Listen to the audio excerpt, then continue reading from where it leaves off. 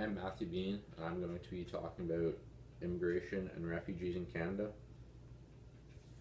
I believe that Canada should be very limited in the amount of refugees and immigrants they bring in. Right now, I think we're taking in way too many immigrants, and it is not helping our economy or country at all. Taking in refugees and immigrants can result in overpopulation and not enough jobs for us born and raised Canadians. This is very evident in places like Toronto, which is where most of these immigrants settle down.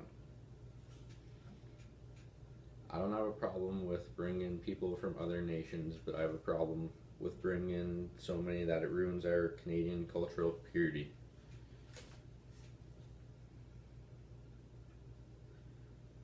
Canada takes in lots of immigrants and refugees right now. A lot of these immigrants and refugees end up living in poverty because they are not educated enough for employment in Canada.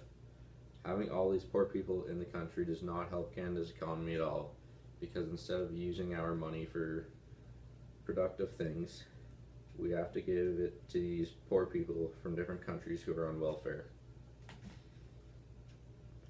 Our country has its own born and raised Canadians who are struggling with employment and money, so we need to worry about them before we bring in more people who need help. Immigrants and refugees are taking jobs from Canadians, and this is resulting in high unemployment rates. Canada plans to bring in 25,000 refugees by 2017. If just 1% of those refugees are terrorists, that's 250 terrorists in our nation.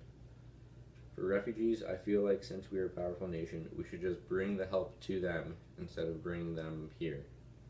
This way, both parties can keep their cultural purities in their own nations. We should send troops to the place that they need help to protect them and fight against ISIS.